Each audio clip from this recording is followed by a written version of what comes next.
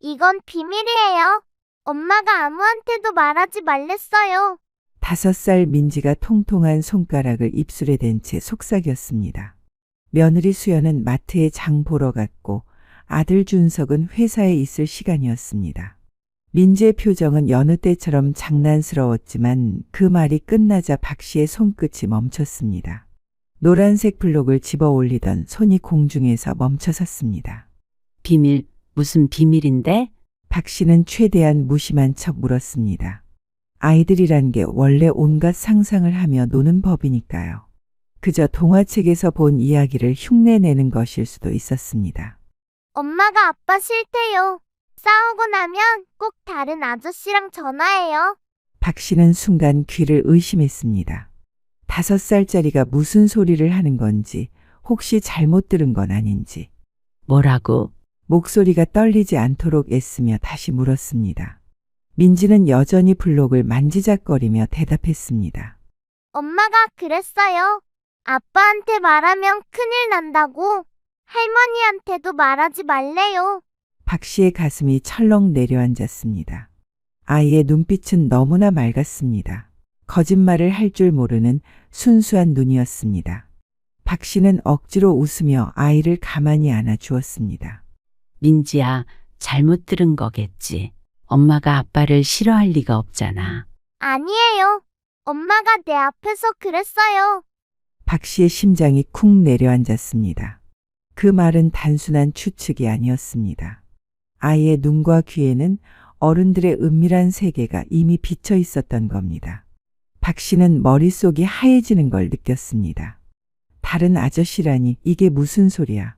순간 머리끝까지 피가 솟구쳤지만 손녀 앞에서 표정을 숨겨야 했습니다. 68년을 살아오면서 웬만한 일에는 놀라지 않았던 박 씨였지만 이런 말을 손녀 입에서 듣게 될 줄은 꿈에도 몰랐습니다. 그 아저씨가 누군지는 아니. 조심스럽게 물었습니다. 민지는 고개를 저었습니다. 몰라요. 그런데 엄마가 웃어요.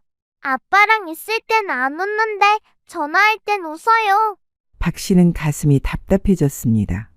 결혼한 지 7년. 수연이를 처음 봤을 때가 떠올랐습니다. 단정한 차림의 공손한 말투, 준석이가 데려왔을 때 얼마나 안심했던가요. 시골에서 혼자 아들을 키운 박 씨로서는 며느리가 그저 고마웠습니다. 그 얘기는 그냥 아무한테도 말하지 말고 잊어버리자. 알았지? 박 씨는 아이의 눈을 똑바로 바라보며 다독였습니다. 민지는 고개를 끄덕였지만 뭔가 더 하고 싶은 말이 있는 듯 입술을 달싹거렸습니다. 민지야, 이제 그만 놀고 낮잠 자러 가자. 할머니가 우유 타줄게. 민지를 재우고 나서 박 씨는 거실에 홀로 앉아 있었습니다. 머릿속이 복잡했습니다. 손녀의 말이 계속 맴돌았습니다. 그때 현관문이 열리는 소리가 들렸습니다. 수연이 장바구니를 들고 들어왔습니다. 어머니, 민지는요? 자고 있어. 장 많이 봤네. 네. 세일하는 게 많아서요. 수연의 얼굴은 평소와 다름없었습니다. 늘 그렇듯 단정한 모습이었습니다. 하지만 박 씨의 눈에는 이제 다르게 보였습니다. 그 미소가, 그 친절함이 모두 가면처럼 느껴졌습니다.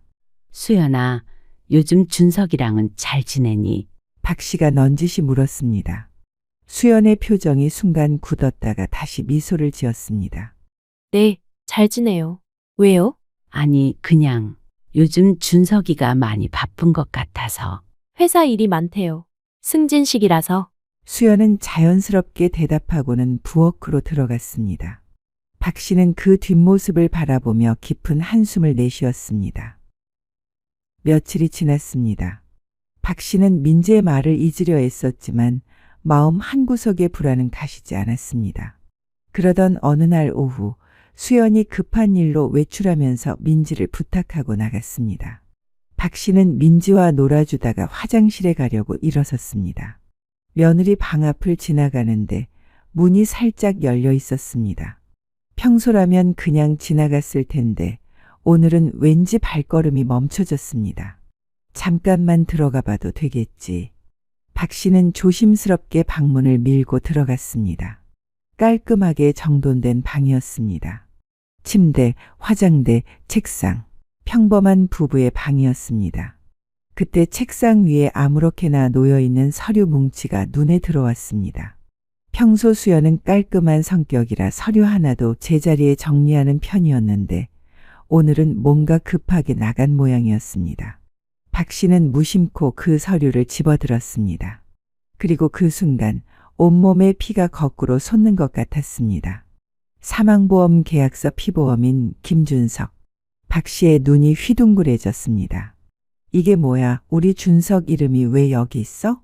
손이 덜덜 떨리며 문서를 뒤적였습니다. 계약일자는 3달 전이었습니다. 피보험인 김준석, 수익자 이수연. 보험 금액은 5억. 박 씨는 숨이 턱 막혔습니다. 5억이라니. 평범한 회사원인 준석이가 왜 이런 고액 보험에 가입했단 말입니까?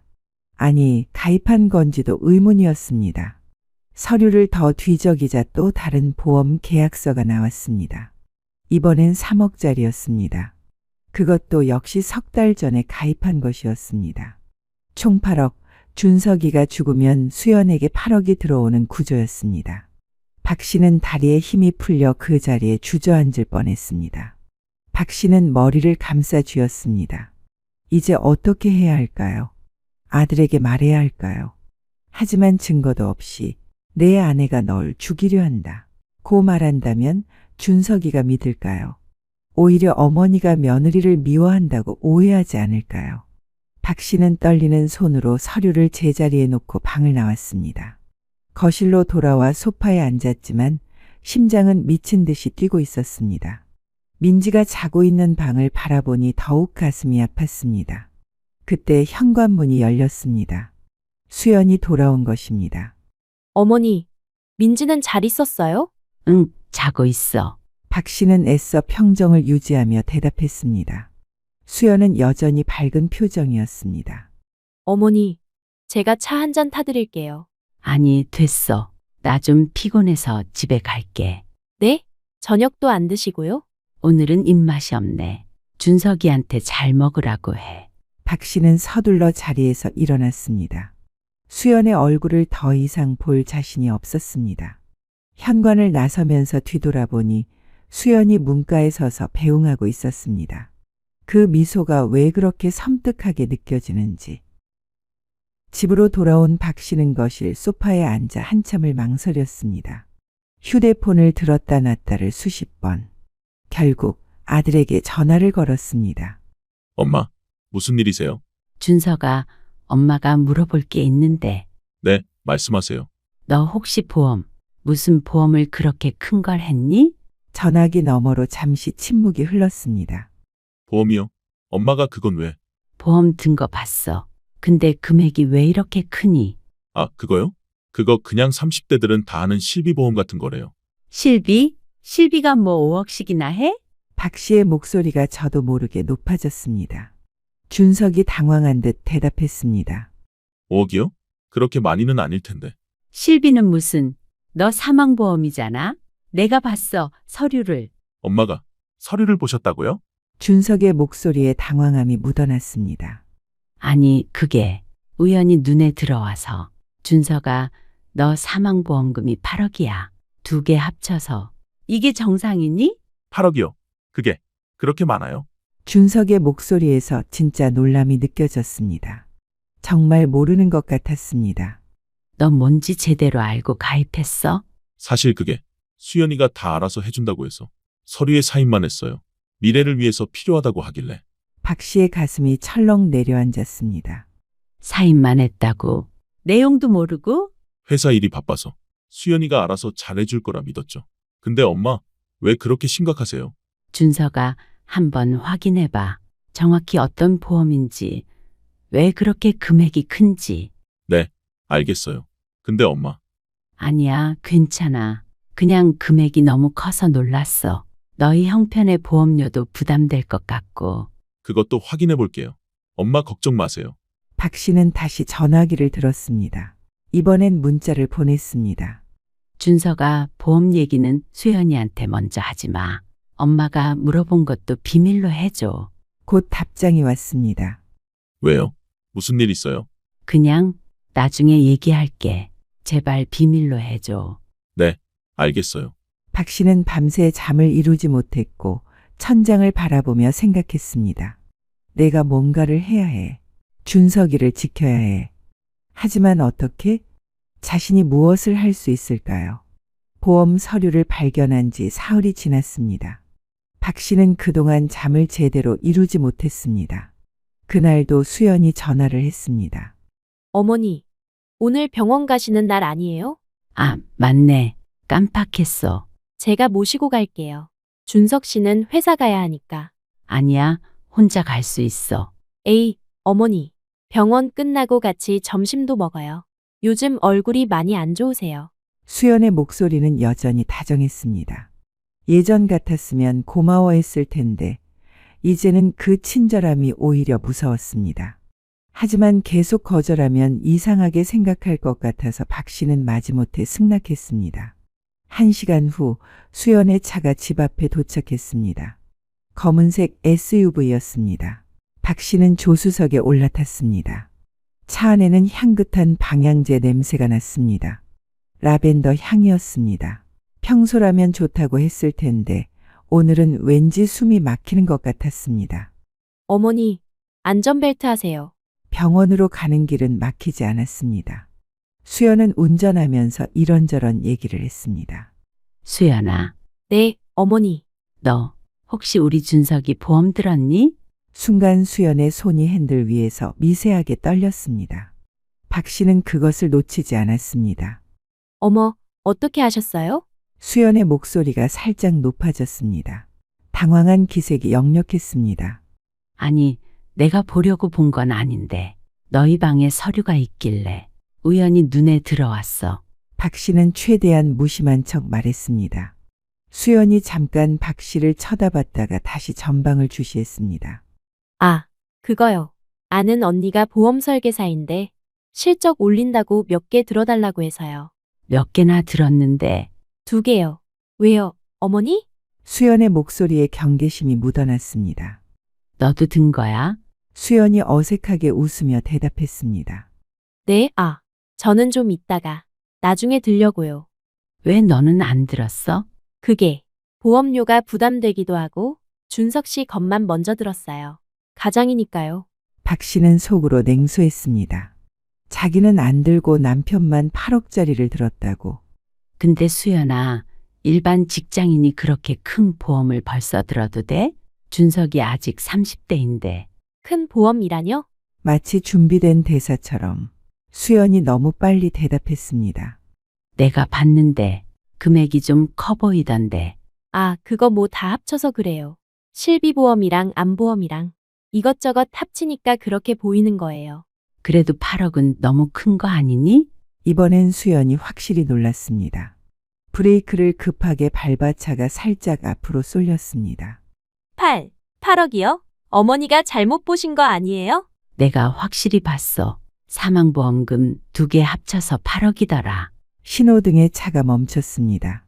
수연이 박 씨를 돌아봤습니다. 웃고 있었지만 눈은 차가웠습니다. 어머니, 그거 제가 잘 모르고 들은 것 같아요. 친한 언니라 믿고 맡겼는데 설마 그렇게 많이 들었을까요? 한번 확인해 볼게요. 준석이는 알고 있어? 그 금액. 그럼요. 같이 상담받고 사인했어요. 오빠가 꼼꼼해서 다 읽어보고 사인했죠. 박 씨는 심장이 철렁했습니다. 준석은 분명 어제 전화로 수연이가 알아서 해줬다. 내용도 모르고 사인만 했다고 했는데 수연은 정반대로 말하고 있었습니다. 그래? 준석이가 다 알고 든 거구나. 네, 당연하죠. 그런데 어머니, 왜 갑자기 보험을? 수연의 목소리에 의심이 묻어났습니다. 아니야, 그냥 물어본 거야. 나도 하나 들까 싶어서. 나이 들수록 병원비가 걱정되더라고. 아, 그러세요? 제가 그 언니 소개해 드릴까요? 차 안에 어색한 침묵이 흘렀습니다. 수연은 라디오를 켰습니다. 시끄러운 광고가 흘러나왔습니다. 박 씨는 창밖을 보며 생각했습니다. 이 여자 완전히 거짓말쟁이구나. 그것도 아주 능숙한. 준석이는 정말 아무것도 모르는구나. 신호등에 차가 멈췄을 때였습니다. 박 씨의 시선이 무심코 컵홀더로 향했습니다. 은색 라이터였습니다. 라이터? 박 씨의 눈이 커졌습니다. 번쩍이는 은색 몸체에 고급스러운 무늬가 새겨진 라이터. 그 순간 머릿속이 하얘졌습니다. 준석은 담배를 단 한 번도 피운 적이 없는 아들이었으니까요. 고등학교 때도 대학교 때도 군대 다녀와서도 결혼하고 나서는 더더욱 그랬습니다. 민지가 태어나고부터는 간접 흡연도 싫다고 회식 때 흡연석도 피하는 아이였습니다. 그렇다면 이건 누구 것이란 말인가? 박 씨의 심장이 쿵쿵 뛰기 시작했습니다. 수연도 담배를 피우지 않았습니다. 적어도 박 씨가 아는 한은 그랬습니다. 그럼 이 라이터는 누구 것일까요? 박 씨는 시선을 돌렸지만 라이터의 잔상이 눈앞에서 사라지지 않았습니다. 그때 문득 민지의 말이 떠올랐습니다. 엄마가 다른 아저씨랑 전화해요. 다른 아저씨, 그 아저씨의 라이터일까요? 수연아, 네, 어머니. 혹시 준석이가 먹는 약 뭐 있니? 비타민이라도. 고혈압 약이랑 비타민 정도요. 왜요? 아니, 그냥 나도 비타민 좀 사려고. 박 씨는 애써 무심한 척했지만 머릿속은 복잡했습니다. 고혈압 약을 다른 걸로 바꿨다면? 아니면 비타민이라고 속이고 다른 약을 먹이고 있다면? 병원에 도착했습니다. 박 씨는 검진을 받는 내내 멍한 상태였습니다. 의사가 뭐라고 설명해도 귀에 들어오지 않았습니다. 머릿속에는 온통 라이터와 약 그리고 보험 서류만 맴돌았습니다. 검진이 끝나고 나왔을 때 수연은 로비에서 전화 통화를 하고 있었습니다. 박 씨가 나오는 걸 보고 급히 전화를 끊었습니다. 어머니, 다 끝나셨어요? 결과는 어떠세요? 괜찮대.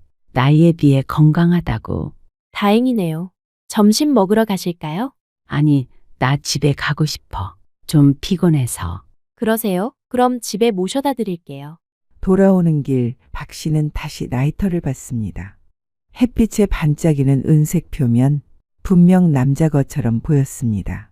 무겁고 각진 디자인이었으니까요. 수연아, 혹시 이 라이터 누구 거니? 박 씨는 결국 참지 못하고 물었습니다. 최대한 자연스럽게 물으려 했지만 목소리가 떨렸습니다. 수연이 잠깐 라이터를 봤습니다. 그리고 아무렇지 않게 대답했습니다. 아, 그거요? 준석 씨 회사 동료가 두고 간 거예요. 지난주에 집에 왔다가 놓고 갔대요. 준석이 동료? 누구? 김 과장님 일하던가? 잘 모르겠어요. 준석이가 다음에 돌려준다고 했어요. 수연의 대답은 자연스러웠습니다. 너무 자연스러워서 오히려 이상했습니다. 보통 남의 물건이면 따로 보관하지 않을까요? 왜 컵홀더에 그냥 두었을까요? 집에 도착했습니다.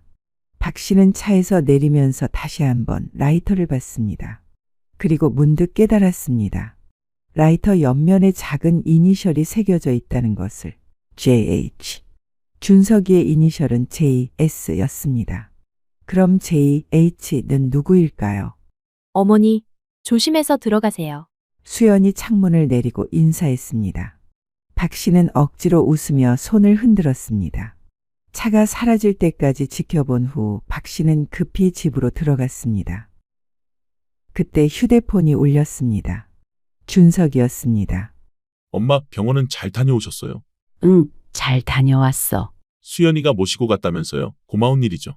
준석이의 목소리는 밝았습니다. 아무것도 모르는 목소리였습니다. 박 씨는 가슴이 아팠습니다.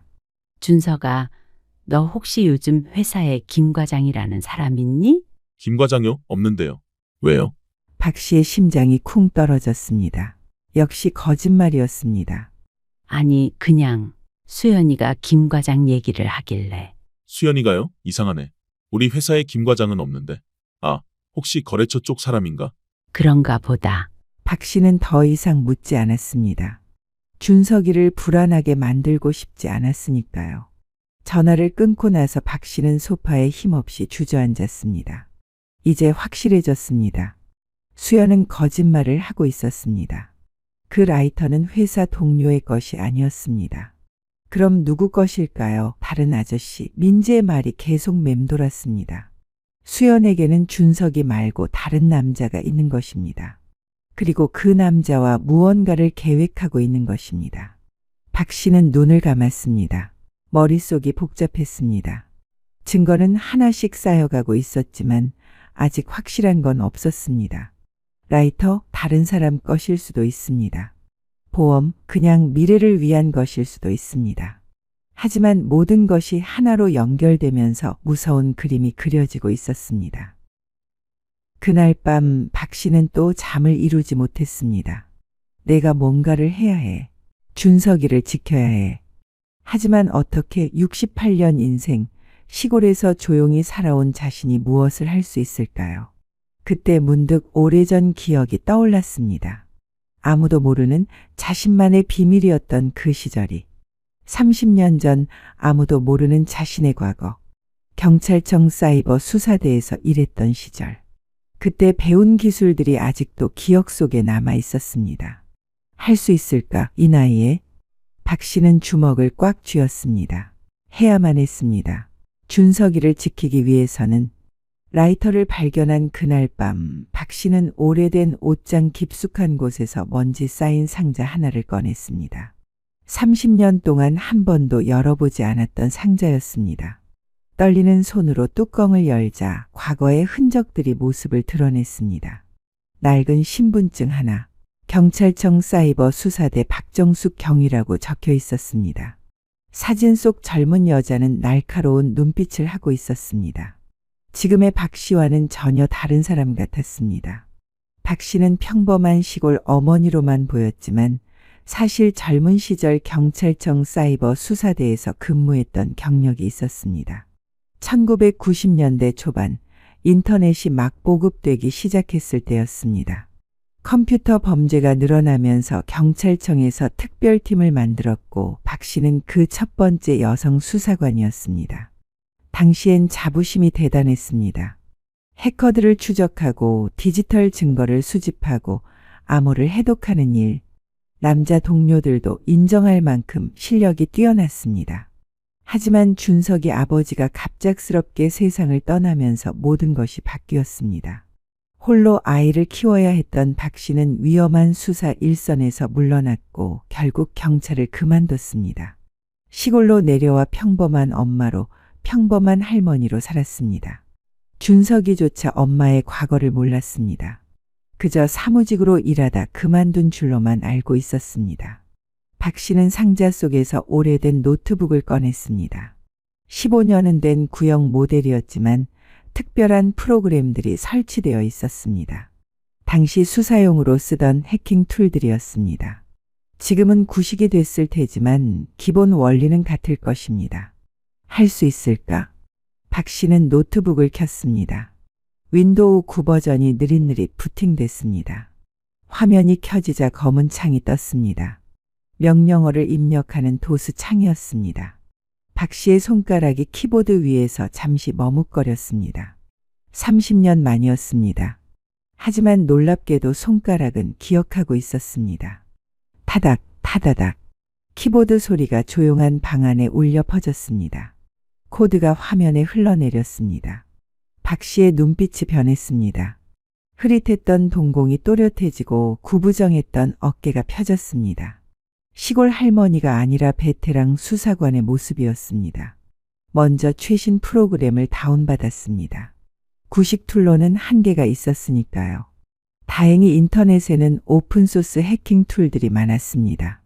물론 불법적인 용도로 쓰면 안 되지만 박 씨에게는 정당한 이유가 있었습니다. 아들의 목숨을 구하는 것보다 정당한 이유가 어디 있겠습니까? 박 씨는 며칠 동안 연습했습니다. 새벽 2시, 3시까지 컴퓨터 앞에 앉아 있었습니다. 눈은 아프고 허리는 쑤셨지만 멈출 수 없었습니다.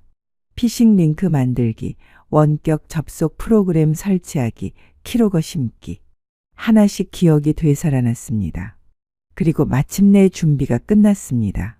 박 씨는 수연에게 문자를 보냈습니다. 수연아, 어머니다. 요즘 건강 정보 좋은 사이트 찾았는데 한번 봐라. 혈압에도 좋고 피로 회복에도 좋다네. 그리고 링크를 첨부했습니다. 겉보기에는 평범한 건강 정보 사이트였습니다. 실제로 그런 사이트도 있었고요. 하지만 박 씨가 보낸 링크는 살짝 달랐습니다. 한 글자만 바꿔서 가짜 사이트로 연결되도록 만든 것입니다. 10분 후 수연에게서 답장이 왔습니다. 네, 어머니. 감사해요. 좋은 정보네요. 박 씨의 입꼬리가 올라갔습니다. 수연이 링크를 클릭한 것입니다.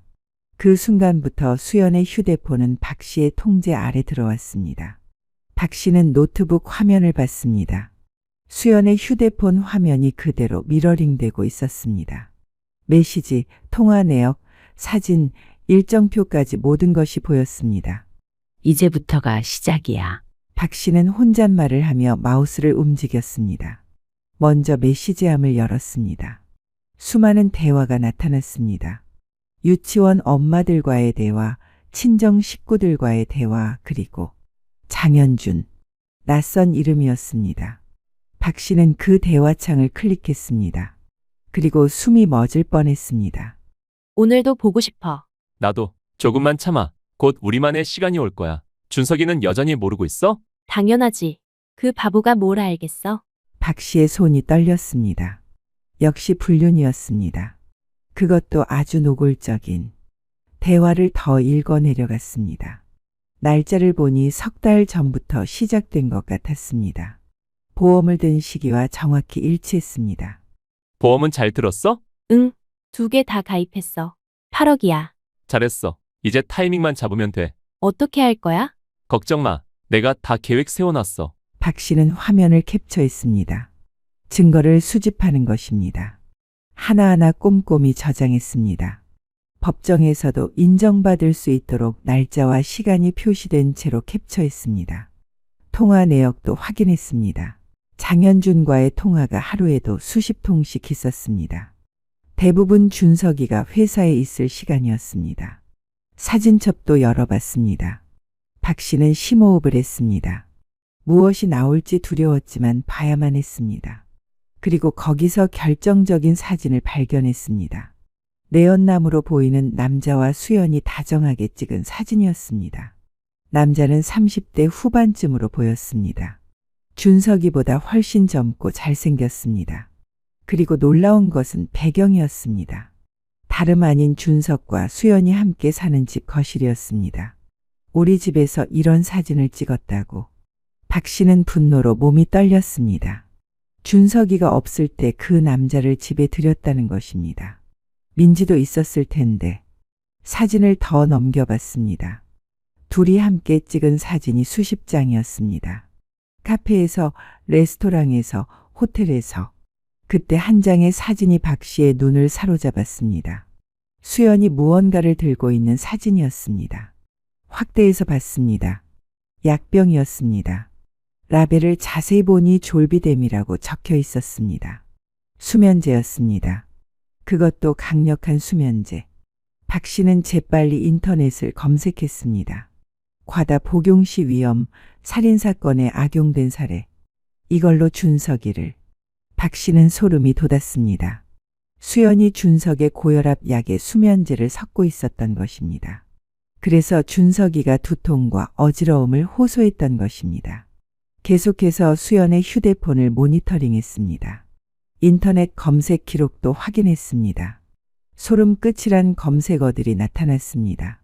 사고사로 위장하는 방법, 보험금 지급 거부 사례, 금요일 산행 제한, 절벽 코스로 유도. 박 씨는 이 모든 것을 캡처했습니다. 날짜와 시간이 표시된 완벽한 증거였습니다. 그때 또 메시지가 왔습니다. 이번엔 장현준이 사진을 보냈습니다. 어느 산의 절벽 사진이었습니다. 여기가 좋을 것 같아. 밤이면 아무도 없거든. 무서워. 겁내지 마. 내가 다 처리할게. 넌 그냥 데려오기만 하면 돼. 박 씨는 사진을 확대했습니다. 배경에 보이는 표지판을 겨우 읽을 수 있었습니다. 박 씨는 몸서리를 쳤습니다. 그곳은 실제로 사고가 많이 나는 위험한 코스였습니다. 만약 거기서 추락한다면 정말 사고로 보일 것입니다. 박 씨는 서둘러 모든 증거를 USB에 저장했습니다. 그리고 백업도 여러 개 만들었습니다. 클라우드에도 올렸습니다. 만약의 경우를 대비해서였습니다. 그때 수연의 폰에 메시지가 왔습니다. 장현준이었습니다. 계획대로 진행해. 금요일 밤 내가 대기하고 있을게. 알았어. 그런데 시어머니가 요즘 좀 이상해. 무시해. 그 늙은이가 뭘 알겠어. 그래도 불안해. 혹시 눈치챈 거 아닐까? 설마 걱정 마. 다 끝나면 우리 둘만의 새 삶이야. 박 씨는 주먹을 꽉 쥐었습니다. 늙은이라는 말이 가슴에 박혔습니다. 그래, 나는 늙은이야. 하지만 이 늙은이가 내 아들을 지킬 거야. 메신저 대화를 계속 추적했습니다. 그러다가 이상한 점을 발견했습니다. 수연과 장현준의 대화 톤이 갑자기 바뀐 것입니다. 계획 변경이야.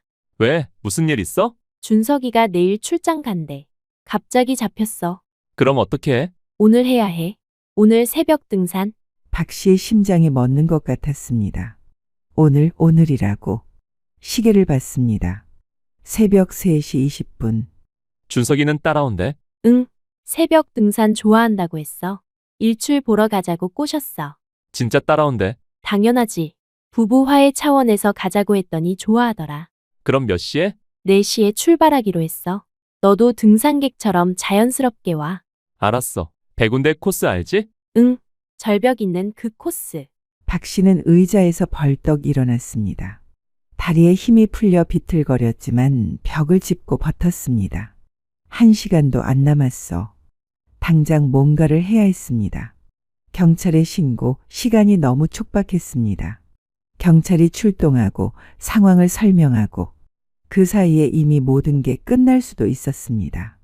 다시 노트북 화면을 봤습니다. 수연이 방에서 나오는 게 보였습니다. 휴대폰 카메라가 흔들렸습니다. 조심스럽게 움직이는 것 같았습니다. 준석이 깨웠어. 등산 가자고 했더니 좋다고 하네. 진짜? 의심 안 해? 전혀. 오히려 내가 먼저 화해하려고 한다고 좋아해. 멍청한 놈. 민지는 친정엄마한테 맡기고 간다고 했어.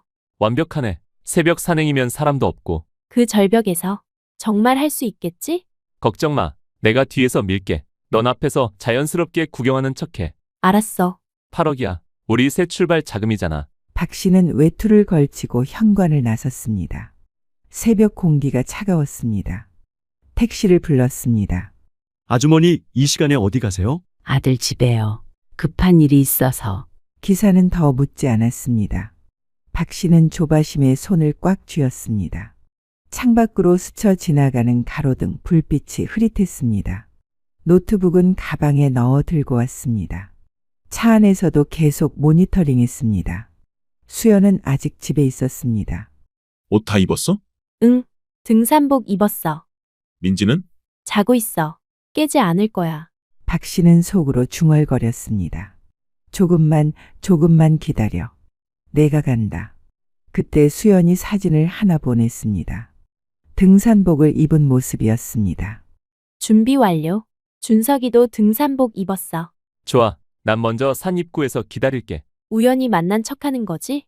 그래. 인사하고 자연스럽게 같이 가자고 할게. 알았어. 이제 출발한다. 박 씨는 택시 기사에게 말했습니다. 아저씨, 좀 빨리 가주세요. 정말 급해요. 네, 알겠습니다. 택시가 속도를 높였습니다. 박 씨는 시계를 봤습니다. 새벽 3시 45분. 그때 수연의 메시지가 또 왔습니다. 준석이가 등산 좋아하네. 아침 공기 좋다고. 바보 같은 놈. 자기 마지막 날인 줄도 모르고. 그런 말 하지 마. 무서워. 이제 와서 무서워하면 어떡해. 다 끝나면 우리 둘만의 새 삶이야. 알았어. 이제 차 타고 출발해. 박 씨의 가슴이 찢어질 것 같았습니다. 준석이는 아무것도 모른 채 아내와 함께 죽음의 산행을 떠나려 하고 있었습니다. 드디어 준석이네 아파트가 보였습니다. 하지만 이미 늦었습니다. 주차장에서 준석이의 차가 막 출발하는 게 보였습니다. 아저씨, 저 차 따라가 주세요. 박 씨가 다급하게 외쳤습니다. 네, 무슨 일이신데? 제 아들이에요. 위험해요. 제발 따라가 주세요. 택시 기사는 박 씨의 절박한 표정을 보고 엑셀을 밟았습니다. 박 씨는 떨리는 손으로 112를 눌렀습니다. 이제 더 이상 망설일 시간이 없었습니다. 경찰서죠? 지금 제 아들이 살해당할 위기에 있습니다. 박 씨의 절규에 가까운 목소리가 택시 안을 가득 채웠습니다. 운전기사가 깜짝 놀라 백미러로 박 씨를 쳐다봤습니다. 아니, 아주머니 무슨 사래요? 기사가 놀라서 속도를 줄였습니다. 아저씨, 멈추지 말고 계속 가요, 제발. 전화기 너머로 경찰관의 차분한 목소리가 들렸습니다. 네, 112입니다. 신고자님, 침착하게 말씀해 주세요. 살해 위기라고 하셨는데. 제 며느리가 내연남과 짜고 제 아들을 죽이려고 해요. 북한산으로 가고 있어요. 신고자님, 정확한 상황을 말씀해 주시겠어요? 추측이신가요? 아니면 확실한 증거가 있으신가요? 경찰관의 목소리에는 의심이 묻어났습니다. 새벽 시간 노인의 황당한 신고로 들렸을 것입니다. 증거요? 증거 있어요? 다 있다고요? 박 씨는 다급하게 휴대폰을 조작했습니다. 지금 메시지 보내드릴게요. 화면 캡처를 하나씩 전송했습니다. 택시 기사가 신호등에 멈춰서서 뒤돌아봤습니다. 아주머니, 진짜예요? 며느리가 아들을? 아저씨, 제발 계속 가주세요. 기사의 얼굴이 하얗게 질렸습니다. 아이고, 세상에 이런 일이. 경찰관이 다시 말했습니다. 신고자님, 메시지 받았는데. 이게 진짜 맞습니까? 혹시 가족 간 갈등으로 오해하신 건? 오해가 아니에요. 보험 서류도 있어요. 사망보험금 8억. 제가 다 해킹해서 증거 수집했다고요. 해킹이요? 신고자님, 불법적인 방법으로 수집한 증거는? 제가 전직 경찰이에요. 사이버 수사대 출신이라고요. 지금 이런 거 따질 때가 아니잖아요. 택시 기사가 헉소리를 냈습니다. 할머니가 경찰이셨어요? 그래요. 30년 전이지만 아저씨, 더 빨리 좀 가주세요. 경찰관의 목소리가 조금 진지해졌습니다. 전직 경찰이시라고요? 성함이? 박정숙, 1990년 경찰청 사이버 수사대. 지금 확인할 시간 없어요. 잠시 침묵이 흘렀습니다. 경찰관이 누군가와 상의하는 소리가 들렸습니다. 선배님, 이거 진짜 같은데요. 메시지 내용이 너무 구체적이에요. 다른 목소리가 들렸습니다. 신고자님, 정확한 위치 다시 한번 말씀해 주세요. 100군데 코스, 절벽이 있는 곳이에요. 제발 빨리 와주세요. 순찰차 급파하겠습니다. 신고자님은 안전한 곳에서. 안전한 곳이 어디 있어요? 제가 직접 가야 해요. 택시 기사가 엑셀을 꽉 밟았습니다. 경찰관의 목소리가 다급해졌습니다. 신고자님, 순찰차 3대가 출동했습니다. 20분 내 도착 예정입니다. 20분이요? 그때까지 제 아들이 살아있을까요? 박 씨의 목소리가 울먹였습니다. 택시 기사가 신호를 무시하고 달렸습니다. 기사의 격려에도 박 씨의 불안은 가시지 않았습니다. 시계를 봤습니다. 새벽 4시 5분. 시간이 없었습니다. 새벽 도로는 텅 비어 있었지만 산까지는 아직도 멀었습니다. 박 씨는 노트북 화면을 계속 주시했습니다. GPS 추적 앱을 켜서 수연의 위치를 실시간으로 확인했습니다. 빨간 점이 북한산을 향해 움직이고 있었습니다. 택시는 산 입구에 거의 다 왔습니다. 주차장이 보였습니다. 준석의 차가 세워져 있었습니다. 박 씨는 차에서 뛰어내렸습니다. 68살의 다리로 뛰기 시작했습니다. 무릎이 아팠지만 멈출 수 없었습니다. 준서가? 어둠 속에서 목소리가 메아리쳤습니다. 대답은 없었습니다. 등산로를 따라 미친 듯이 뛰었습니다. 숨이 턱까지 차올랐지만 멈추지 않았습니다. 외치다가 목이 쉬었습니다. 잠옷 바지가 나뭇가지에 걸려 찢어졌습니다. 종아리에 긁힌 자국이 생겼습니다. 따가웠지만 느낄 겨를이 없었습니다. 바위를 붙잡고 올라가다가 손톱이 부러졌습니다. 손바닥은 까졌고 피가 배어나왔습니다. 하악, 하악. 숨소리가 거칠어졌습니다. 폐가 찢어질 것 같았습니다. 잠시 나무를 붙잡고 멈춰섰습니다. 아니, 멈추면 안 됩니다. 다시 뛰었습니다. 급경사 구간에서는 네 발로 기어올랐습니다. 잠옷이 흙투성이가 됐습니다. 머리카락은 땀에 젖어 얼굴에 들러붙었습니다. 준서가 제발 대답해? 이제는 소리도 제대로 나오지 않았습니다. 그때 저 멀리서 희미한 불빛이 보였습니다. 손전등 불빛 같았습니다. 저기다. 박 씨는 마지막 힘을 짜냈습니다. 더 이상 뛸 수 없어서 절뚝거리며 걸었습니다. 아니, 기어가다시피 했습니다. GPS를 다시 확인했습니다. 가까워지고 있었습니다. 100m, 80m, 50m. 그때 목소리가 들렸습니다. 정말 여기서? 수연의 목소리였습니다. 그래, 여기가 제일 깊어. 낯선 남자 목소리. 장현준이었습니다. 박 씨는 나무 뒤에 몸을 숨기고 앞을 살폈습니다. 절벽 끝에 세 사람이 서 있었습니다. 준석은 절벽을 구경하는 듯 앞쪽에 서 있었고 수연과 장현준은 뒤에 있었습니다. 장현준이 천천히 준석에게 다가가고 있었습니다. 준석아, 박 씨가 뛰쳐나가며 소리쳤습니다. 세 사람이 동시에 돌아봤습니다. 엄마, 준석의 눈이 휘둥그레졌습니다. 잠옷 차림에 온몸이 흙투성이가 된 어머니의 모습에 충격을 받은 것 같았습니다. 엄마, 왜 이런 차림으로?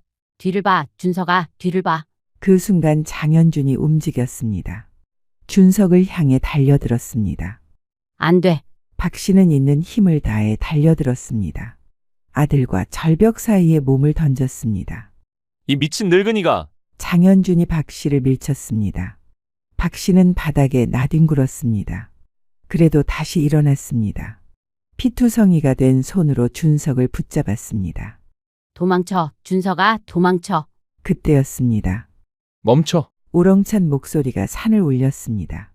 손전등 불빛이 사방에서 비춰졌습니다.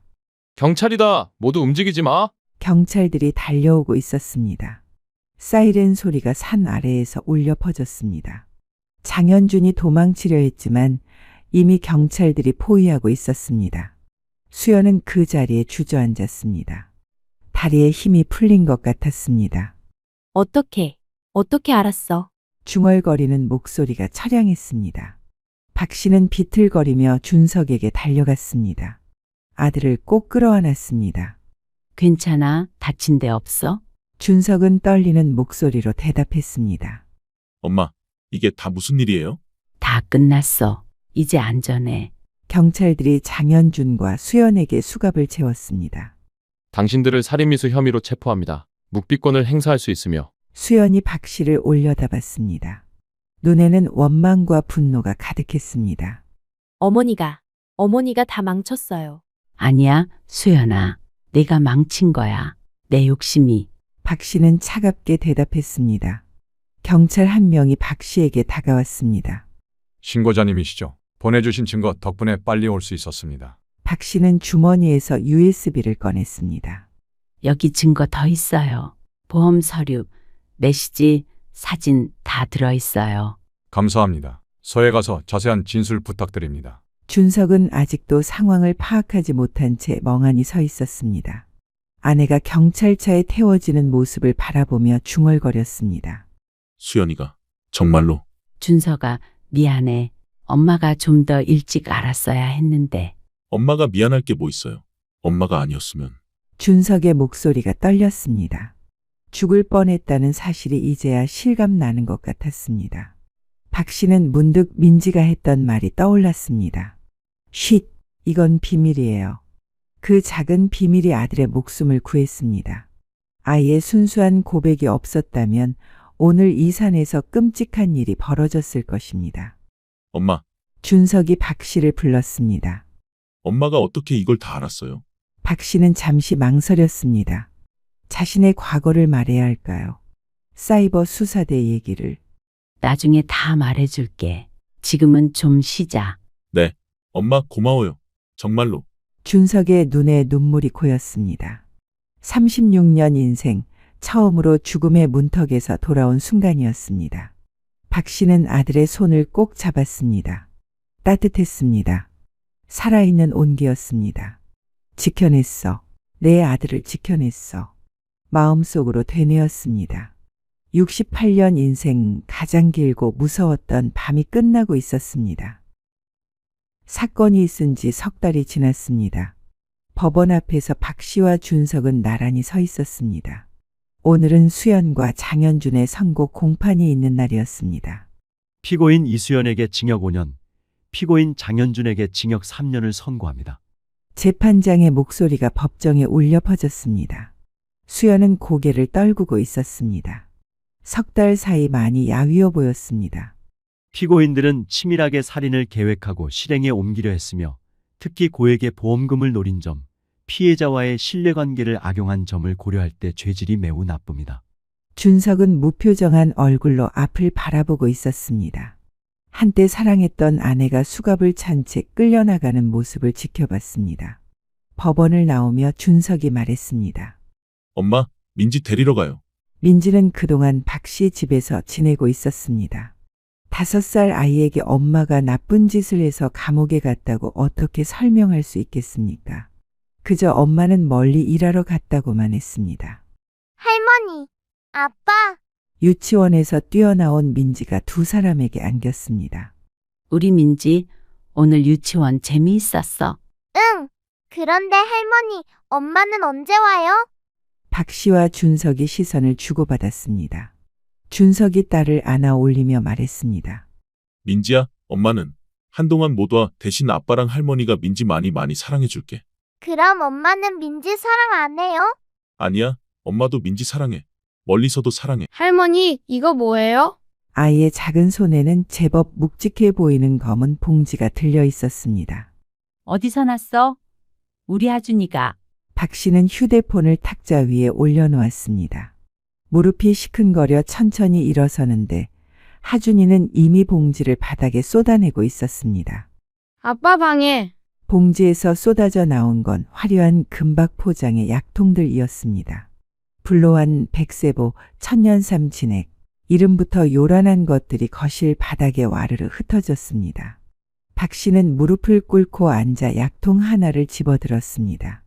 묵직한 무게에 비해 흔들어 보니 내용물은 별로 들어있지 않은 듯 했습니다. 할머니, 이거 하준이 사탕이에요. 아니야, 하준아. 이건 약인 것 같은데. 박 씨가 다른 약통들을 살펴보려던 순간 봉지 안쪽에서 구겨진 종이 뭉치가 나왔습니다. 전단지처럼 보이는 것들이었습니다. 펼쳐보니 첫 장에는 굵은 글씨로 이렇게 적혀 있었습니다. 어머니, 아버지, 평생 자식처럼 모시겠습니다. 그 아래로는 온갖 미사여구가 빼곡했습니다. 효도, 건강, 장수, 행복. 하지만 박 씨의 시선을 사로잡은 건 전단지 뒷면이었습니다. 누군가의 손글씨가 빼곡히 적혀 있었습니다. 박 씨는 안경을 벗었다가 다시 썼습니다. 글씨가 흐릿해서가 아니었습니다. 믿기지 않아서였습니다. 김정순 72세 구매력 있음. 남편 사별 3년차. 자녀 서울 거주 왕래 저금. 목표 금액 500만 원. 할머니, 왜 그래요? 어디 아파요? 하준이가 할머니의 얼굴을 걱정스럽게 올려다봤습니다. 박 씨는 억지로 미소를 지으며 아이의 머리를 쓰다듬었습니다. 아니야, 할머니 안 아파. 하준아, 이거 다시 봉지에 넣어놓자. 그리고 우리 블록 놀이할까? 네. 할머니, 나 오늘 큰 성 만들 거예요. 박 씨는 떨리는 손으로 약통들과 종이들을 다시 봉지에 담았습니다. 하준이가 블록을 가지러 간 사이 그녀는 봉지를 들고 부엌으로 갔습니다. 찬장 깊숙한 곳에 숨기듯 넣어두고는 찬물을 한 컵 마셨습니다. 강식이가 설마 이런 일을? 사회 강식은 늘 사업한다 고만 했지 구체적으로 무슨 일을 하는지는 말하지 않았습니다. 딸 혜경이도 건강식품 관련 일이라고만 알고 있었습니다. 박 씨는 사위가 돈을 잘 벌어오니 딸이 편하게 사는구나 싶어 깊이 묻지 않았습니다. 하지만 이건 거실로 돌아온 박 씨는 하준이와 블록을 쌓으며 평온한 척했지만 머릿속은 복잡했습니다. 그날 오후 5시쯤 딸 혜경이 집에 들어왔습니다. 엄마, 저 왔어요. 하준이 잘 있었어요? 응? 잘 있었지. 모임은 잘 다녀왔니? 혜경은 명품 가방을 소파에 던지듯 놓으며 한숨을 쉬었습니다. 피곤해 죽겠어요. 친구들이 자꾸 뭐 먹으러 가자, 쇼핑 가자 해서. 박 씨는 딸의 손목에 채워진 새 시계를 보았습니다. 혜경아, 강식이는 요즘 어떻니? 사업은 잘 되고. 네, 잘 되죠. 요즘 더 바빠졌어요. 거의 매일 출장이에요. 출장은 어디로 가는데? 혜경이 이상하다는 듯 엄마를 쳐다봤습니다. 왜 갑자기 그런 걸 물어요? 전에는 관심도 없으시더니. 그냥 사위가 너무 바쁜 것 같아서 건강 챙기라고 하려고. 걱정 마세요. 알아서 잘하고 있어요. 저녁 7시쯤 강식이 들어왔습니다. 평소와 다름없이 정장 차림이었지만 박 씨의 눈에는 그가 완전히 다른 사람처럼 보였습니다. 장모님, 오늘 하루 자고 가신다고요? 왔니? 저녁 먹었어. 아직이요. 배고파 죽겠네요. 강식이 웃으며 넥타이를 풀었습니다. 그 자연스러운 모습이 오히려 박 씨를 더 불편하게 만들었습니다. 저 사람이 정말 노인들을 속이는 사람일까? 아니면 내가 오해한 걸까? 식탁에 둘러앉아 저녁을 먹는 동안 박 씨는 강식을 유심히 관찰했습니다. 하준이에게 다정하게 말을 거는 모습, 혜경이의 어깨를 토닥이는 모습. 겉으로는 평범한 가장이었습니다. 오늘도 고생했어요. 혜경이 남편에게 국을 떠주며 말했습니다. 별거 아니야. 우리 가족 위해서 하는 일인데. 그 말에 박 씨는 숟가락을 든 손이 멈췄습니다. 우리 가족 위해서라는 말이 날카롭게 들렸습니다. 아빠, 나 내일 유치원에서 아빠 자랑할 거예요. 하준이가 밝게 말했습니다. 그래? 뭐라고 자랑할 건데? 우리 아빠는 사장님이라고. 돈 많이 버는 사장님. 방문을 닫고 침대에 앉은 박 씨는 휴대폰을 꺼냈습니다. 인터넷 검색창에 떴다방이라고 쳤습니다. 관련 기사들이 쏟아져 나왔습니다. 가짜 약팔아 수시 벅챙긴 일당검거. 외로운 노인들 노린 악질 사기단. 기사들을 읽을수록 박 씨의 얼굴은 창백해졌습니다. 수법이 너무나 똑같았습니다. 노인들의 개인정보를 미리 파악하고 건강 불안을 자극하며 가족처럼 다가가 신뢰를 쌓은 뒤 돈을 뜯어낸다는. 그때 방문이 노크 없이 열렸습니다. 혜경이었습니다. 엄마, 자요? 아직 안 잤어. 무슨 일 있어요? 저녁 때 표정이 이상하던데. 박 씨는 딸을 보며 잠시 망설였습니다. 지금 말해야 할까? 아니면 좀 더 확실한 증거를 찾은 다음에? 혜경아, 넌 강식이가 정확히 무슨 일 하는지 알아? 혜경의 표정이 굳어졌습니다. 왜 또 그런 걸 물어요? 아까도 물었잖아요. 그냥 궁금해서. 사위가 뭐 하는지도 모르고 있으니까. 건강식품 판매한다니까요? 영업이요. 영업. 그게 뭐가 문제예요? 혜경의 목소리에 짜증이 묻어났습니다. 건강식품을 누구한테 파는데? 당연히 필요한 사람들한테 팔겠죠. 엄마, 도대체 왜 이러세요? 오늘 무슨 일 있었어요? 박 씨는 입을 다물었습니다. 딸의 반응을 보니 지금 말해봤자 소용없을 것 같았습니다. 증거를 더 확실하게 확보한 다음에 말해야겠다고 생각했습니다. 아니야, 그냥. 너무 늦게 다니는 것 같아서. 에이, 별일도 아닌 걸로. 저 피곤해서 먼저 갈게요. 혜경이 나간 후 박 씨는 다시 휴대폰을 들었습니다. 동네 친구 최 여사에게 전화를 걸었습니다. 여보세요? 영숙이니? 정희야. 이 시간에 미안. 혹시 너희 동네에 이상한 약 파는 사람들 온 적 있니? 이상한 약? 무슨 약? 그게 노인들한테 건강식품이라면서 비싸게 파는. 전화 너머로 최 여사의 한숨 소리가 들렸습니다. 아, 그거. 우리 엄마가 그것 때문에 큰일 났어. 박 씨의 심장이 쿵 내려앉았습니다. 다음 날 아침 박 씨는 최 여사와 함께 요양병원으로 향했습니다. 엄마가 그 약 먹고 나서 계속 속이 쓰리다고 하셔. 병원에서는 간 수치가 너무 높대. 약물 중독 증상이라고. 최 여사의 목소리는 울먹이고 있었습니다. 병원 복도를 걸으며 박 씨는 어제 수집한 증거들이 든 가방을 꼭 쥐었습니다. 병실 문을 열자 팔순의 최 여사 어머니가 링거를 맞으며 누워 있었습니다. 한 달 전만 해도 건강하게 시장을 다니시던 분이 몰라보게 야위어 있었습니다. 어머니, 저 영숙이에요. 어떠세요? 할머니가 힘겹게 눈을 떴습니다. 아이고, 영숙이 왔구나. 내가 큰일 났어. 그 약이 문제였나 봐. 박 씨는 할머니의 손을 잡았습니다. 뼈만 앙상하게 남은 손이었습니다. 어머니, 그 약 판 사람들 기억나세요? 어떤 사람들이었어요? 할머니의 눈가에 눈물이 맺혔습니다. 그 강 선생이라는 젊은이 정말 착했는데. 매주 와서 안마도 해주고 같이 밥도 먹고 내 생일날 케이크도 사왔어. 우리 아들도 안 챙기는데. 박 씨는 가슴이 미어졌습니다. 처음엔 10만 원짜리 하나만 샀어. 그런데 자꾸 와서 어머니 건강 걱정된다고. 제가 어머니 친아들이라 생각하고 챙겨드리겠다고. 그래서 하나둘 더 사게 됐지.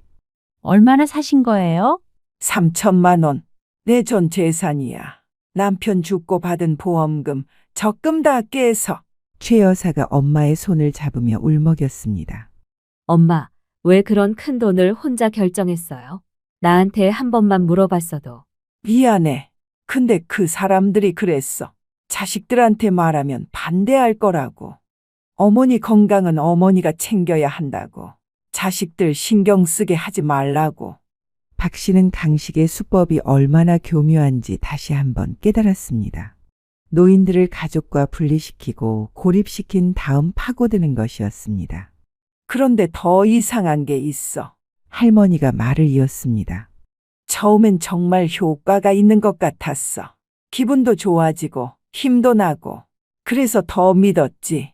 근데 알고 보니 그 약에 각성제 비슷한 게 들어있대.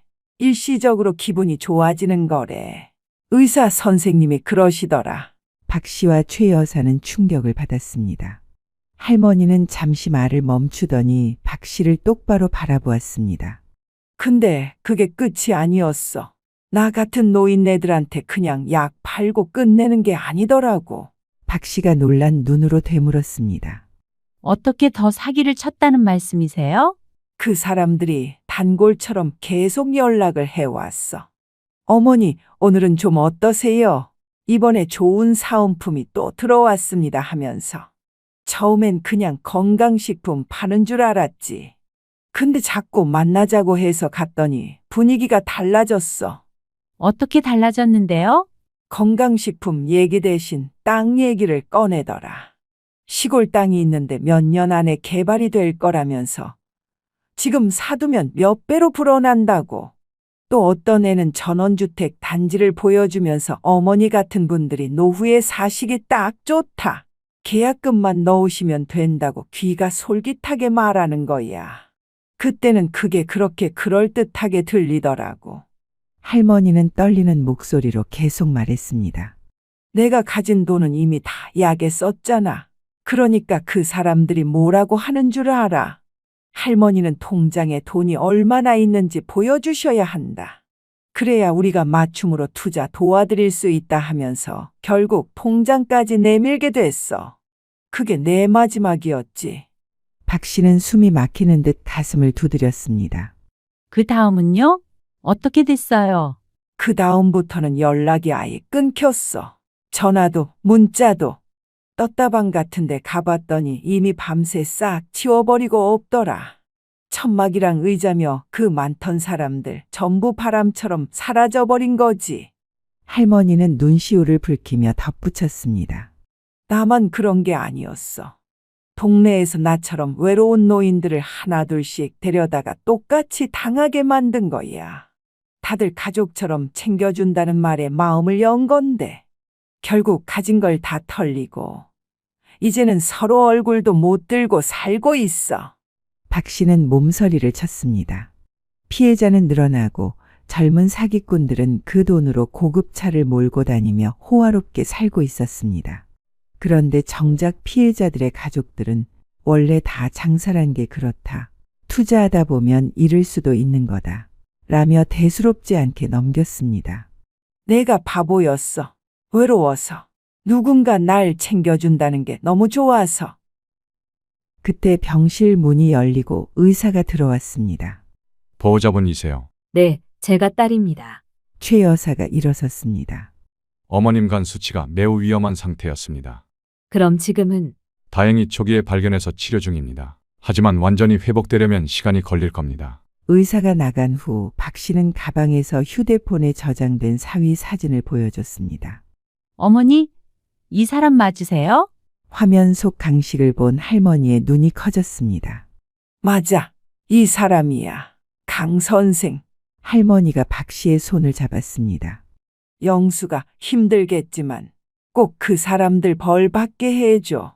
나 같은 피해자가 더 나오면 안 돼. 박 씨는 가슴이 미어졌습니다. 노인들이 속는 건 단순히 약 때문이 아니었습니다. 외로움 때문이었습니다. 새벽 4시 박 씨는 또 잠에서 깨어났습니다. 어제 만난 최 여사 어머님과의 얘기가 계속 머릿속을 맴돌았습니다. 내가 직접 확인해야겠어. 박 씨는 서둘러 준비를 했습니다. 검은색 카디건을 입고 모자를 깊이 눌러 썼습니다. 그리고 아파트 주차장에서 기다렸습니다. 오전 9시 30분 강식의 검은 제네시스가 주차장을 빠져나갔습니다. 박 씨는 택시를 잡아탔습니다. 기사님, 저 앞에 검은 제네시스 보이시죠? 따라가 주세요. 네? 따라가라고요? 택시 기사가 의아한 표정으로 뒤를 돌아봤습니다. 제 사위차예요. 강식의 차는 시내를 벗어나 외곽으로 향했습니다. 구불구불한 도로를 따라 30분쯤 달렸을까. 낡은 4층 건물 앞에 차를 세웠습니다. 사랑복지회관이라는 간판이 걸려 있었지만 페인트가 벗겨지고 녹이 쓴 것이 오래된 건물이었습니다. 여기서 내려주세요. 박 씨는 택시비를 계산하고 내렸습니다. 강식은 이미 건물 안으로 들어간 뒤였습니다. 트렁크에서 커다란 가방 2개를 꺼내 들고 가는 모습을 겨우 볼 수 있었습니다. 박 씨는 건물 주변을 한 바퀴 돌았습니다. 건물 밖 현수막이 바람에 펄럭이고 있었습니다. 진동반시 특별 사은품 증정. 이라는 문구가 빨간색 굵은 글씨로 적혀 있었고 그 밑에는 쌀 10kg, 휴지 한 박스, 고급 행주 세트 사진이 크게 인쇄되어 있었습니다. 입구 근처에는 할머니들이 삼삼오오 모여 있었습니다. 각자 손에는 비닐봉지가 들려 있었는데 안에는 방금 받은 사은품들이 가득했습니다. 아이고, 오늘 쌀까지 받았네. 이거 진짜 좋은 쌀이야. 한 할머니가 묵직한 쌀 봉지를 들어보이며 자랑했습니다. 나는 휴지랑 세제 받았어. 우리 집에 마침 떨어졌는데 잘 됐다. 김 씨는 뭐 받았어? 나는 행주 세트. 이거 백화점에서 팔면 3만 원은 하는 거래. 할머니들의 얼굴에는 만족스러운 미소가 가득했습니다. 마치 큰 횡재라도 한 것처럼 들뜬 표정이었습니다. 조금 떨어진 곳에서는 중년 남자가 열심히 호객행위를 하고 있었습니다. 그의 손에는 노란색 전단지가 한 뭉치 들려 있었습니다. 어르신, 잠깐만요. 지나가던 할아버지를 불러 세우더니 90도로 인사했습니다. 안녕하세요, 어르신. 오늘 특별히 무료 건강강좌하고 있습니다. 무료? 공짜? 할아버지가 멈춰섰습니다. 네, 완전 무료입니다. 서울대학병원 교수님 모셔서 특강도 하고요. 무료 건강검진도 해드려요. 남자는 능숙하게 쿠폰을 꺼내 할아버지 손에 쥐어줬습니다. 이거 가져가시면 선물도 드려요. 혈압약 한 달치 무료입니다. 정말 공짜야. 그럼요. 어르신들 건강 지켜드리려고 저희가 봉사 차원에서 하는 거예요. 부담 갖지 마시고 편하게 오세요. 할아버지가 쿠폰을 받아들자 남자는 재빨리 다른 노인을 향해 뛰어갔습니다. 할머니, 무료 건강검진 받으러 가세요. 지금 가시면 쌀도 드려요. 한 할머니가 의심스러운 표정으로 물었습니다. 뭐 사라고 하는 거 아니야? 아이고, 할머니, 그런 거 절대 아니에요. 친구분이랑 같이 오시면 선물 2배로 드려요. 혼자 오기 뭐 하시면 옆집 할머니랑 같이 오세요. 길 건너편에서는 또 다른 직원이 확성기를 들고 외치고 있었습니다. 어르신 여러분, 오늘 3시부터 특별 이벤트 있습니다. 추첨 통해 전기 매트도 드리고 안마기도 드립니다. 꽝은 없어요. 박 씨는 이 광경을 보며 속이 뒤틀렸습니다. 저렇게 친절하고 다정한 모습 뒤에 숨겨진 검은 속내를 아는 사람은 많지 않았습니다. 건물 옆 주차장에는 작은 봉고차가 서 있었습니다. 차 안에는 쌀 포대와 휴지 박스가 가득 실려 있었습니다. 한 직원이 물건을 내리며 동료에게 말했습니다. 오늘 장사 잘 되네. 아침부터 10명은 들어온 것 같아. 쌀 때문이야. 쌀 준다고 하면 다들 오거든. 원가 얼마야? 이 쌀. 3,000원짜리 묵은 쌀이야. 포장만 바꾼 거지. 그걸로 1,000만 원짜리 약 팔면 남는 장사지 뭐. 두 사람이 킥킥거리며 웃었습니다.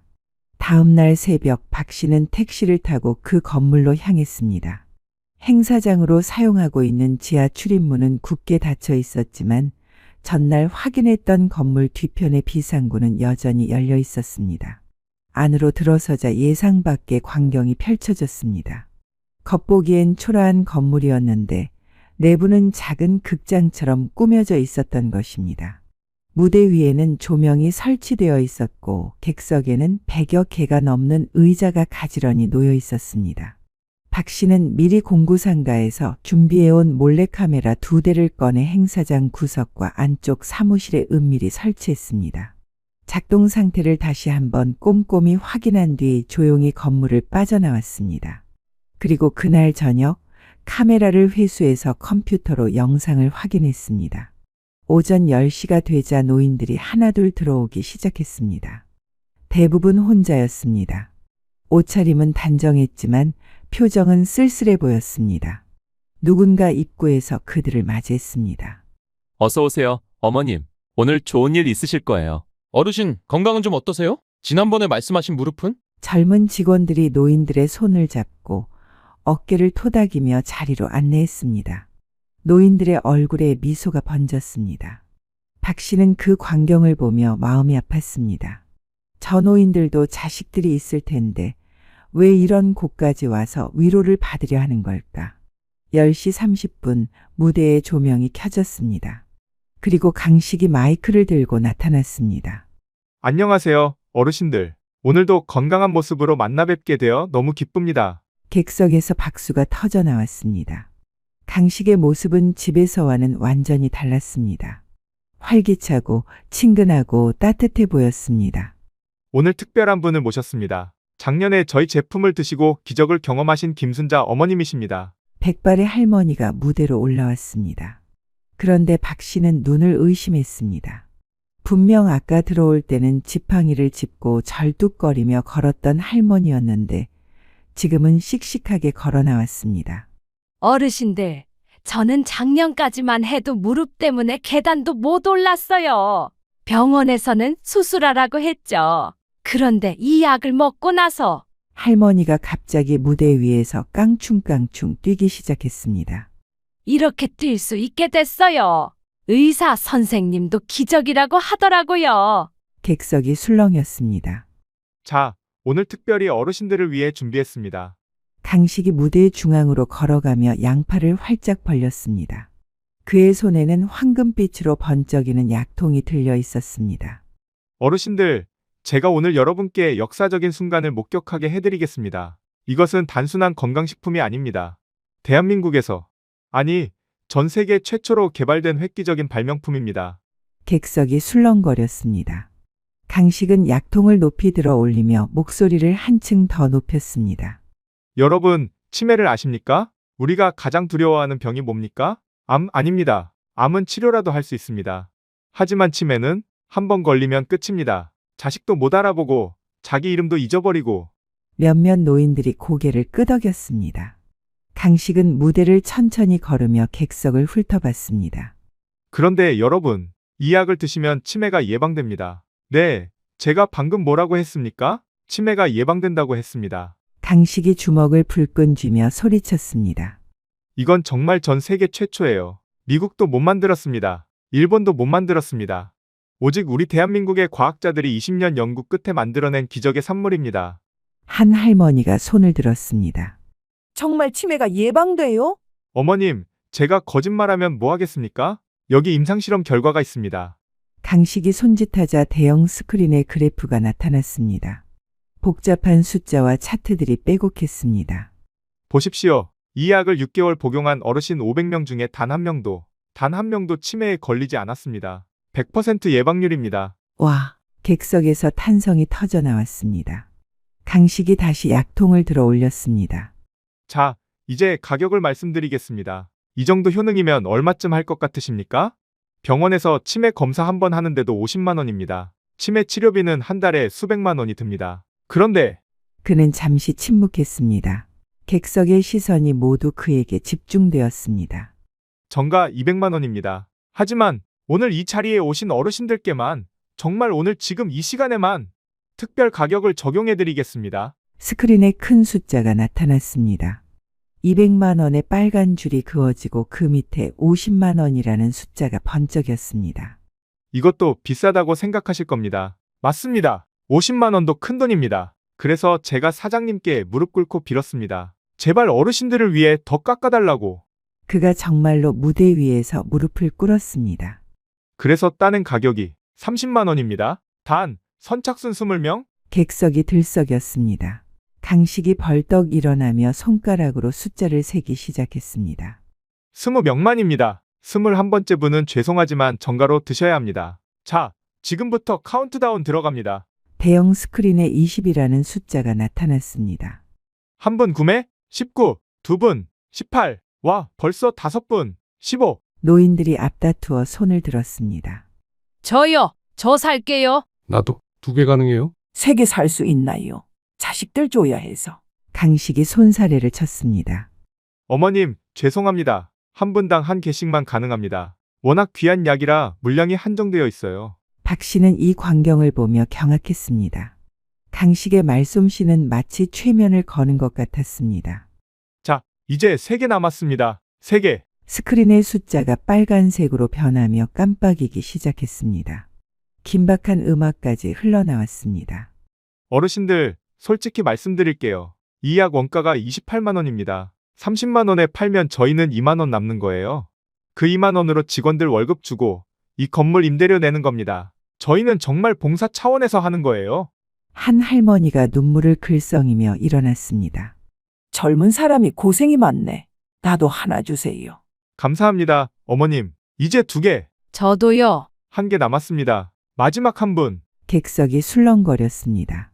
망설이던 할머니 한 분이 천천히 손을 들었습니다. 저도. 축하드립니다. 20분 마감입니다. 박수가 터져 나왔습니다. 강식이 깊이 인사했습니다. 어르신들, 오늘 구매 못하신 분들은 정말 죄송합니다. 다음 달에 물량이 들어오면 다시 연락드리겠습니다. 물론 그때는 정가입니다만. 구매하지 못한 노인들의 얼굴에 아쉬움이 가득했습니다. 제가 그리고 우리 직원들이 매주 한 번씩 어르신들 댁에 찾아뵙겠습니다. 약 드시는 거 확인도 하고 효과도 체크하고 무엇보다 어르신들 말벗이 되어드리겠습니다. 한 할머니가 손수건으로 눈물을 닦았습니다. 자식들도 안 오는데. 고맙네. 정말 고마워. 어머님, 저희가 자식 되어드리겠습니다. 진짜 자식보다 더 잘해드리겠습니다. 강식의 마지막 멘트의 객석은 완전히 무너졌습니다. 20명의 구매자들은 행복한 표정으로 약통을 받아들었고 직원들은 그들의 정보를 꼼꼼히 적었습니다. 너무나 교활하고 너무나 완벽한 사기였습니다. 하지만 가장 무서운 것은 저 노인들이 진심으로 고마워하고 있다는 사실이었습니다. 행사가 끝나고 노인들이 하나둘 떠났습니다. 약통을 품에 꼭 안고 가는 그들의 표정은 행복해 보이기까지 했습니다. 마치 보물을 얻은 것처럼. 30분쯤 지나자 직원들이 무대를 정리하기 시작했습니다. 그때 안쪽 사무실 몰래 카메라에 도 사람이 보였습니다. 아까 무대에 올랐던 환자 할머니와 제일 앞에 앉아서 어르신들에게 호응을 유도했던 남자도 앉아 있었습니다. 에휴, 오늘도 빡셨네. 그래도 오늘 대박이었잖아요. 20개 완판. 중년 남자가 넥타이를 풀며 웃었습니다. 박 선생, 오늘 눈물 연기 죽이더라. 진짜 같았어. 연극 배우 출신이 괜히 있겠습니까? 극단에서 10년 굴렀는데. 강식이 뒷방으로 들어왔습니다. 손에는 두툼한 검은 가방이 들려 있었습니다. 테이블 위에 가방을 올려놓고 지퍼를 열자 10,000원짜리 다발이 가득 들어 있었습니다. 오늘 수고들 했습니다. 강식이 돈을 세기 시작했습니다.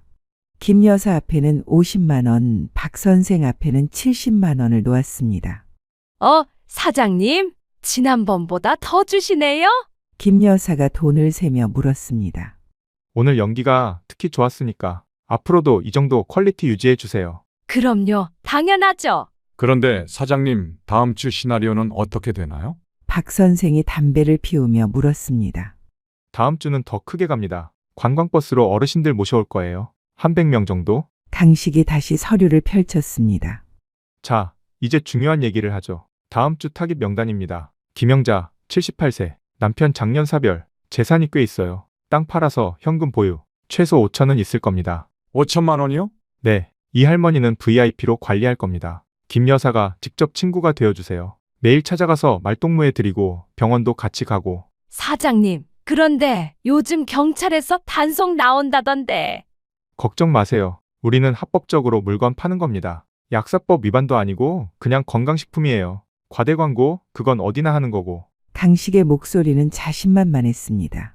중요한 건 증거를 남기지 않는 겁니다. 계약서에는 절대 치료나 완치 같은 단어 쓰지 마세요. 도움이 될 수 있다, 개선 가능성 이런 애매한 표현만 쓰세요. 아, 그리고 새로운 상품 나왔어요. 강식이 금색 포장의 약통을 꺼냈습니다. 황제의 비약, 가격은 300만 원. 300만 원이요? 그걸 누가 사요? 살 사람은 삽니다. 지푸라기라도 잡고 싶어 해요. 이게 그 지푸라기가 되는 거죠. 박 선생이 약통을 들어 흔들어 봤습니다. 이게 뭐가 들어있는 거예요? 그냥 비타민에 한약재 좀 섞은 거예요. 원가 10,000원도 안 됩니다. 10,000원짜리를 300만 원에?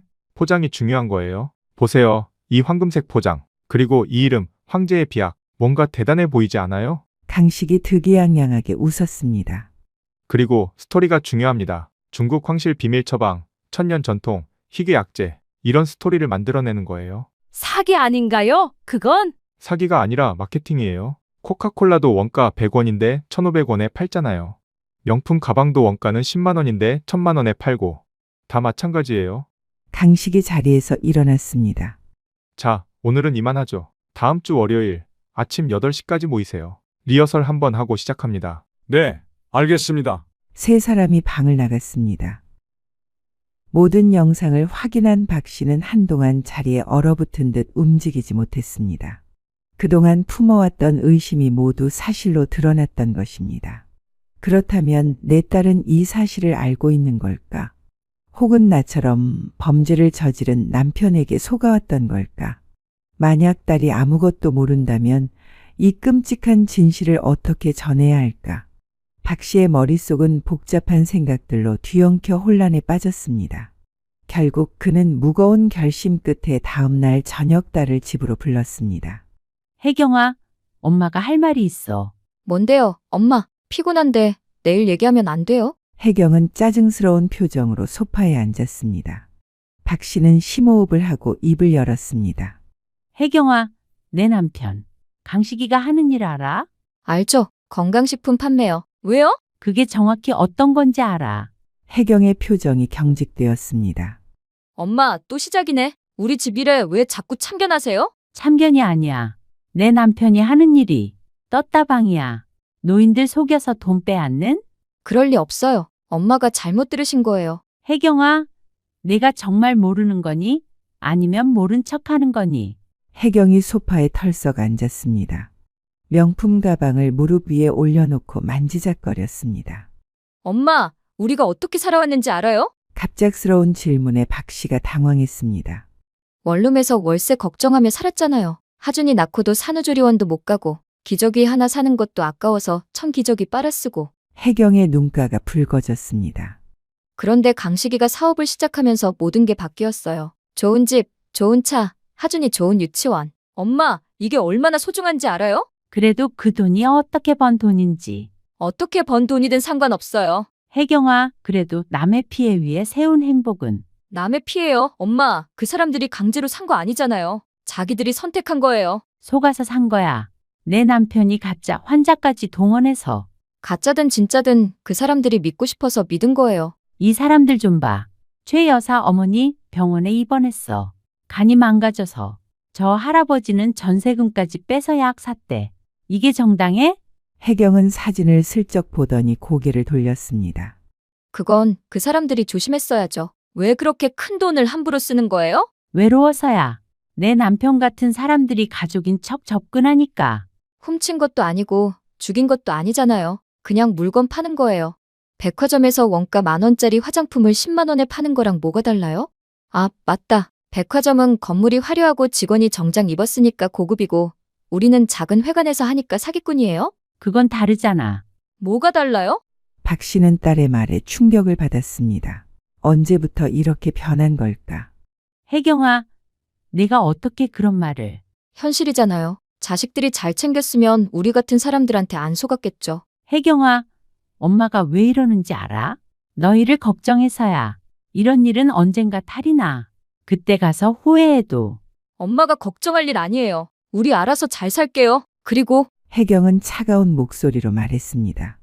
앞으로 우리 집에 오지 마세요. 하준이도 이제 안 맡길 거예요. 박 씨는 더 이상 망설일 수 없었습니다. 딸과의 마지막 대화 이후 사흘이 지났습니다. 혜경은 전화도 받지 않았고 하준이 얼굴도 볼 수 없었습니다. 책상 위에는 그동안 모은 증거들이 가득했습니다. 피해자들의 증언 녹음 파일, 강식이 회관에서 연설하는 영상, 가짜 환자들과 돈을 나누는 장면, 피해자 명단과 금액이 적힌 서류들. 박 씨는 마지막으로 한 번 더 파일들을 확인했습니다. 그리고 USB에 모든 자료를 담았습니다. 경찰서는 집에서 버스로 새 정거장 거리에 있었습니다. 박 씨는 USB를 가방 안쪽 깊숙이 넣고 집을 나섰습니다. 경찰서 민원실에 들어서자 젊은 경찰관이 맞이했습니다. 어떤 일로 오셨습니까? 신고를 하려고 왔습니다. 사기, 조직적인 노인 대상 사기요. 경찰관의 표정이 진지해졌습니다. 잠시만요. 담당 형사님 모셔올게요. 곧 중년의 형사가 나타났습니다. 이름표에는 김준호 경이라고 적혀 있었습니다. 안녕하세요, 어머니. 제가 경제팀 김준호입니다. 이쪽으로 오시죠. 조사실로 들어간 박 씨는 USB를 꺼내 놓았습니다. 여기 증거가 다 있습니다. 동영상, 녹음, 서류. 제가 직접 모은 거예요. 김 형사가 노트북에 USB를 꽂고 파일들을 하나씩 확인하기 시작했습니다. 영상을 보는 그의 표정이 점점 굳어졌습니다. 이거 우리가 몇 달째 추적하던 조직이네요. 정말요? 네, 여러 지역에서 피해 신고가 들어왔는데 증거가 부족해서 못 잡고 있었거든요. 그런데 이 영상은 결정적이네요. 김 형사가 박 씨를 바라봤습니다. 어머니가 어떻게 이런 걸 찍으신 거예요? 굉장히 위험한 일인데. 박 씨는 잠시 망설였습니다. 그리고 결심했습니다. 모든 것을 털어놓기로. 사실 이 조직의 간부가 제 사위입니다. 김 형사의 눈이 커졌습니다. 사위를 직접 신고하시는 겁니까? 네, 제 딸이 날 원망하겠지만 이대로 두면 더 많은 피해자가 생길 겁니다. 그리고 우리 손자, 나중에 아빠의 진짜 모습을 알게 되면 얼마나 상처받겠어요. 차라리 지금이라도. 박 씨의 목소리가 떨렸습니다. 김 형사가 물을 한 잔 따라줬습니다.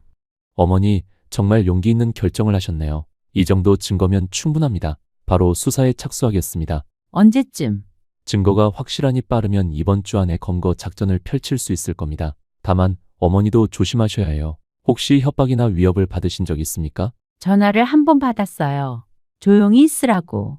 김 형사의 표정이 더욱 심각해졌습니다. 그럼 더더욱 조심하셔야 합니다. 혹시 모르니 순찰을 강화하도록 하겠습니다. 그리고 이 번호로 연락 주세요. 김 형사가 명함을 건넸습니다. 24시간 연락 가능합니다. 조금이라도 이상한 일이 있으면 바로 전화 주세요. 경찰서를 나온 박 씨는 허탈감과 안도감이 동시에 밀려왔습니다. 이제 돌이킬 수 없는 강을 건넜습니다. 일주일 후 오전 9시 속보가 떴습니다. 떴다방 조직 일당 검거, 주범 강모 씨 등 12명 체포. 화면에 수갑 찬 사람들이 연행되는 모습이 나왔습니다. 그 중에는 강식도 있었습니다. 그는 얼굴을 가리지 않고 당당하게 걸어갔습니다. 기자들이 마이크를 들이댔습니다. 범행을 인정하십니까? 저는 합법적인 사업을 했을 뿐입니다. 이건 모함입니다. 강식의 목소리는 여전히 당당했습니다. 노인들을 속였다는 지적에 대해서는 속인 게 아니라 희망을 판 겁니다. 그들이 원한 건 약이 아니라 관심이었어요. 경찰 조사 결과는 충격적이었습니다. 피해자 2,000명, 피해 금액 60억 원. 조직은 전국적으로 퍼져 있었고 강식은 단순 판매원이 아니라 조직의 핵심 간부였습니다. 특히 노인들의 개인정보를 불법으로 수집하고 체계적으로 관리한 점이 결정적인 범죄 증거가 되었습니다. 텔레비전에서는 연일 이 사건이 보도되었습니다. 피해자 대부분은 독거노인이었으며 평균 피해 금액은 300만 원에 달했습니다. 일부 피해자는 전 재산을 잃고 극단적 선택을 시도하기도. 박 씨는 텔레비전을 껐습니다. 더 이상 볼 수 없었습니다. 재판이 시작되었습니다. 박 씨는 방청석에 앉아 끝까지 지켜봤습니다. 법정은 피해자들과 방청객들로 가득했습니다. 피고인 강식은 조직적으로 노인들을 상대로 사기 행각을 벌였습니다. 검사의 기소 내용이 이어졌습니다. 단순 건강식품을 만병통치약으로 속여 팔았고 가짜 환자를 동원해 효능을 조작했습니다. 특히 피고인은 노인들의 개인정보를 불법으로 수집하고 경제력과 가족관계까지 파악해 취약한 노인들을 선별적으로 공략했습니다. 방청석에서 피해자들의 흐느낌이 들렸습니다. 제 아버지가 전 재산을 날렸습니다. 어머니가 쏘가서 대출까지 받으셨어요. 하나하나의 증언이 이어질 때마다 법정의 분위기는 무거워졌습니다. 그런데 강식은 끝까지 죄를 인정하지 않았습니다.